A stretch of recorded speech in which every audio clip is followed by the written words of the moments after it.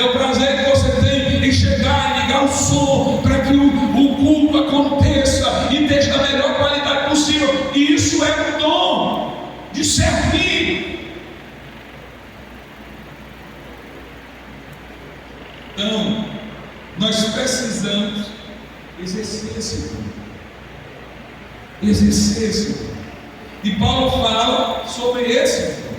A Bíblia registra, claro, como eu disse, não registra todos os dons por escrito, nome, mas são fáceis de ser conhecidos muitas vezes no nosso meio.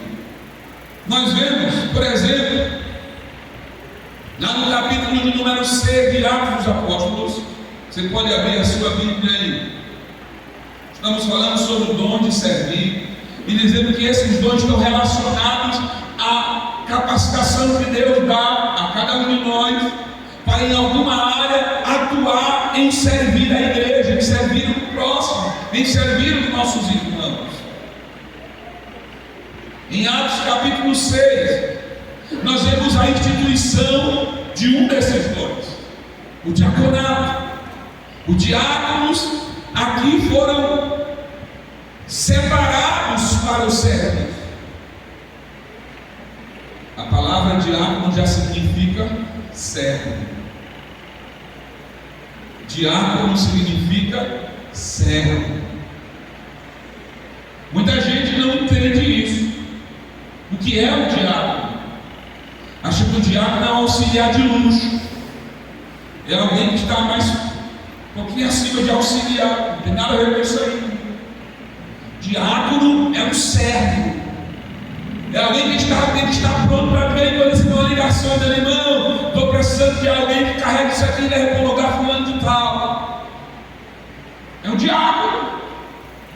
Ou nem precisa receber um telefonema, ele vê e diz assim: olha, pastor, isso aqui está fora do lugar, o senhor não quer que eu volte para um lugar? Esse é um diácono. Então, o texto do capítulo 6 de Atos diz que a igreja crescia. Olha, vamos ler o texto. Estamos estudando.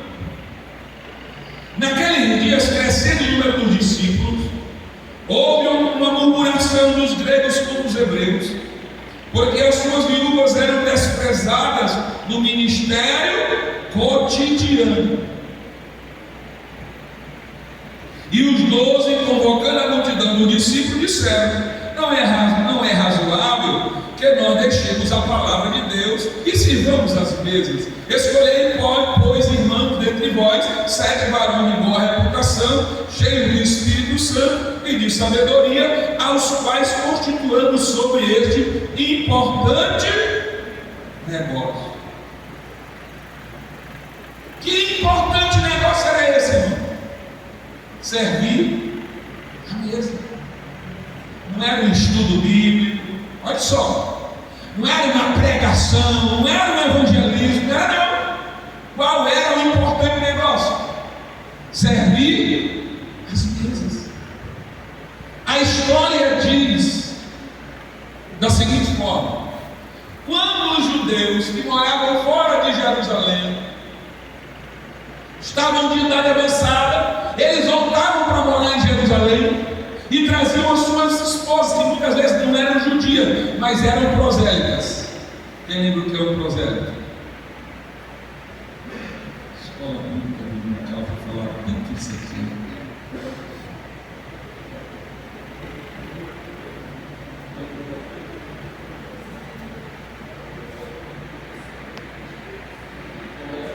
É isso, nós falamos sobre isso na escola dominical, no prosélito. Então eles casavam lá e voltavam com elas. E aí, eles morriam.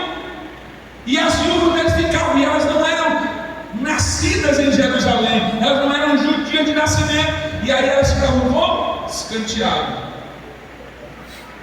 E aí a Bíblia diz que os apóstolos decidiram levantar homens.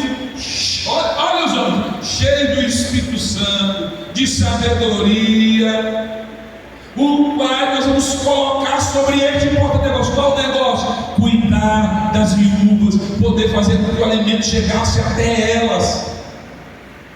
Era esse o serviço. Ou seja, era servir os irmãos. dom de servir, ter prazer em servir a igreja. Esse é o ministério diaconato do diácono: servir a igreja, servir o povo. Então é um dom. Em Atos capítulo 6 nós vemos isso. Nós vemos aqui servir, estar pronto a servir. Eu costumo sempre dizer, eu fui consagrado ao diaconato e nunca me desconsagrado. Sempre que eu posso, eu tenho prazer em estar servindo a igreja. Às vezes não com uma pregação da palavra de Deus, mas com outro serviço, ajudando em alguma coisa, colocando alguma coisa que está fora do lugar no lugar, trocando uma lâmpada, consertando alguma coisa do templo, vendo alguma coisa que precisa se fazer.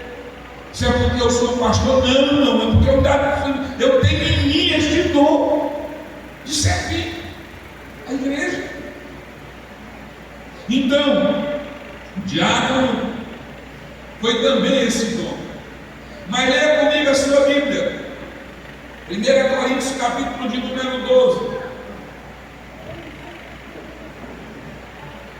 versículo de número 28.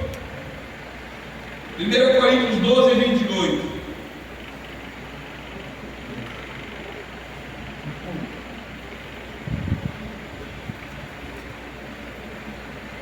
Primeira carta de Paulo aos Coríntios, capítulo 12, versículo de número 28. Diz da seguinte forma: e a uns pôs Deus na igreja, primeiramente apóstolos, em segundo lugar profetas, em terceiro lugar doutores, depois milagres, depois dom de curar, depois socorros, governos, variedade de línguas. Ele está falando sobre dons, e um dos dons que ele está falando aqui é o de socorro. São os dotados por Deus para várias modalidades específicas de auxílio. É aquele irmão que a gente pode contar com ele para tudo. Você precisa, ele está lá, ele ajuda no que ele puder.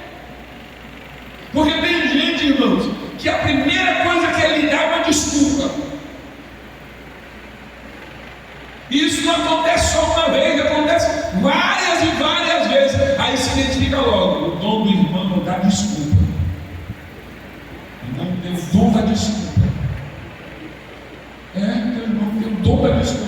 Enquanto tem um que é dom de socorro, essa palavra está ligada à urgência, à necessidade. Ou seja, às vezes você tem até outra coisa para fazer, mas você entende que aquilo é necessário e que é urgente, é sua outra coisa. Não, eu vou deixar isso aqui um pouquinho, é meu, eu não tenho problema, e eu vou socorrer o irmão que está precisando de socorro.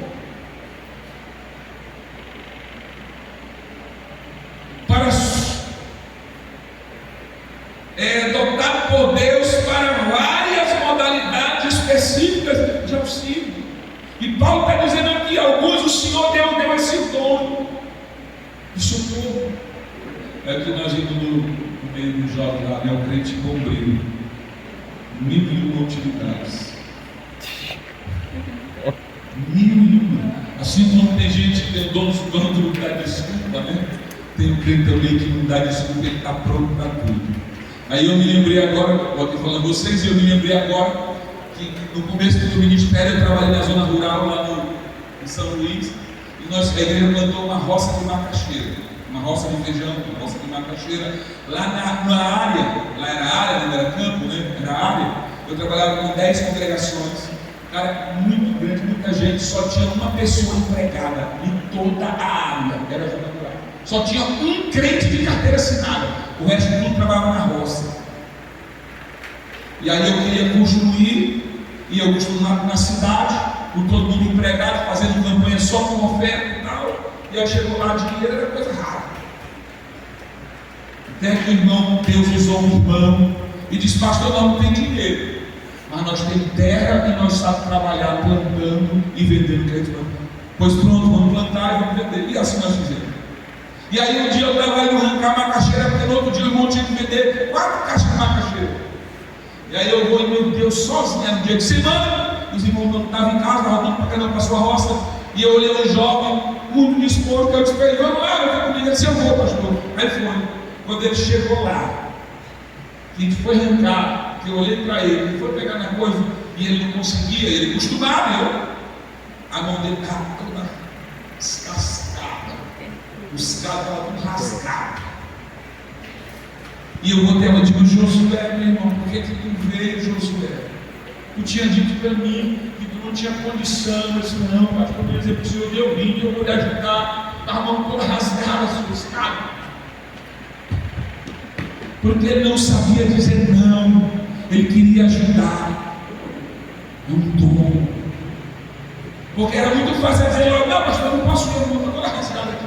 Mas ele veio, deu a camisa na mão, me ajudou bem pouquinho, eu trabalhei aqui quase morri nesse dia.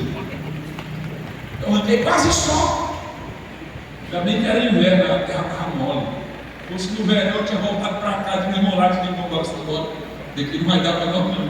Mas era inverno, a terra estava mole, a terra era brava.